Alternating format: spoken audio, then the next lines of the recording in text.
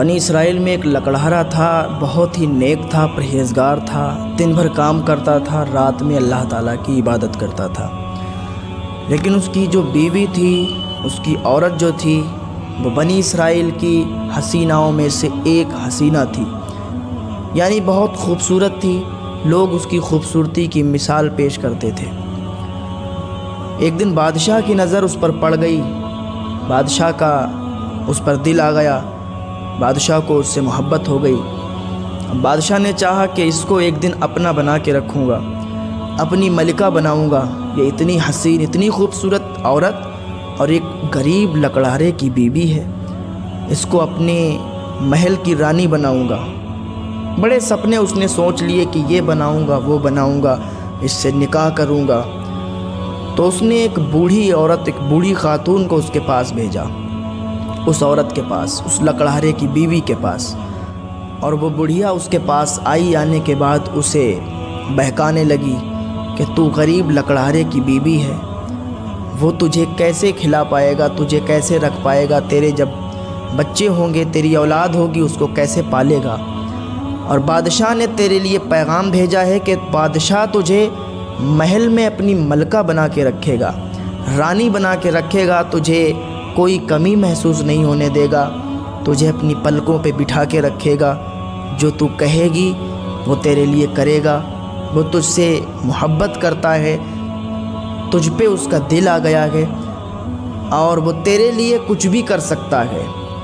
تو یہ لالچی عورت، خوبصورت حسین اس لکڑہرے کی بیوی، یہ لالچ میں پڑ گئی، اور اس نے سوچا کہ ہاں بات تو صحیح ہے، یہ لکڑہارا ہے، کتنے دن کمائے گا، کتنے دن کھلائے گا، اگر آج کھانا کھا لیا ہے تو کل کا پتہ نہیں، اگر شام کو بن گیا تو صبح کا پتہ نہیں کیا بنے گا، صبح بن گیا تو دوپہر کا پتہ نہیں، تو یہ ہمیں کیسے پال پائے گا، ہمارے بچے ہوں گے، ہمیں کیسے کھلا پائے گا۔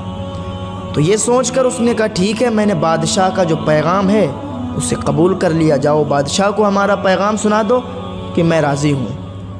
جب بادشاہ نے سنا کہ یہ حسین، یہ خوبصورت عورت راضی ہو گئی، تو پھر بادشاہ پھولے نہ سمائے، اور اس نے جشن کا اعلان کر دیا۔ جشن منایا گیا عالی شان طریقے سے، بڑے بڑے لوگ آئے، جشن میں شامل ہوئے۔ جب جشن اس کا ہو گیا، پھر اس کے بعد پھر اس نے بوڑھی خاتون کو بھیجا کہ جاؤ اس کو اور بہکاؤ۔ وہ بوڑھی خاتون آئی اور اس کو روز آ کر بہکاتی تھی، روز آ کر لالچ دیتی تھی۔ اب یہ اتنی بہکاوے میں آ گئی، اتنی لالچ میں آ گئی کہ لکڑہرے کو اس نے پریشان کرنا شروع کر دیا کہ تم یہ نہیں کر پاتے ہو، وہ نہیں کر پاتے ہو۔ لکڑہرے کو تانے مارنے لگی کہ تم کھانا بھی نہیں کھلا پاتے ہو، تم ہمارے یہ شوق نہیں پورے کر سکتے ہو، یہ نہیں کر سکتے ہو۔ لکڑہرا اس سے پریشان ہو گیا، اور ایک دن نوبت یہ آئی کہ لکڑہرے نے اسے طلاق دے دی، کیونکہ یہ چاہتی تھی کہ طلاق مل جائے۔ لکڑہرے نے اس کو طلاق دے دی، تو یہ بہت خوش ہوئی کہ خوشی خوشی یہ بادشاہ کے محل میں گئی۔ جب بادشاہ نے اس کو دیکھا کہ یہ آئی ہے، اور بادشاہ تو اس پر پہلے سے فریبتا تھا، پہلے سے ہی اس پر عاشق تھا، تو بادشاہ نے دیکھا، اعلان کر دیا کہ فلاں دن نکاح ہے اور بہت ہی عالی شان جشن ہونا چاہیے۔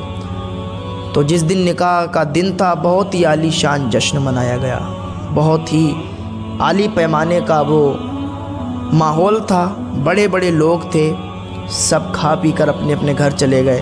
اس کا نکاح ہو گیا۔ جب یہ رات کو دونوں ایک کمرے کے اندر داخل ہوئے اور انہوں نے ایک دوسرے سے سمبند بنانا چاہا، بادشاہ نے جب اس لالچی عورت کو دیکھا اور اس لالچی عورت نے بادشاہ کو دیکھا، تو دیکھنے میں دونوں کی بینائی چلی گئی، دونوں کی آنکھوں کی روشنی چلی گئی۔ اب دونوں ایک دوسرے کو دیکھ نہیں سکتے۔ پھر بادشاہ نے اس کے ہاتھ لگانا چاہا، تو بادشاہ کا ہاتھ سوکھ گیا۔ اسی عورت نے بادشاہ کو ہاتھ لگانا چاہا، تو اس عورت کا ہاتھ سوکھ گیا۔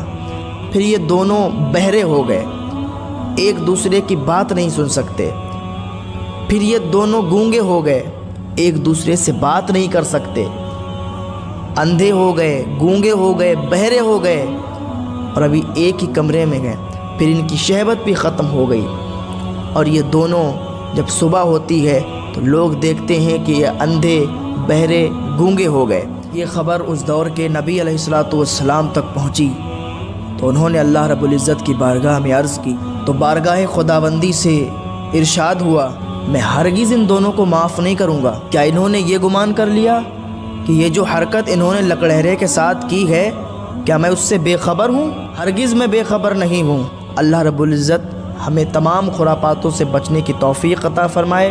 اللہ رب العزت ہمیں نیک عمل کرنے کی توفیق عطا فرمائے۔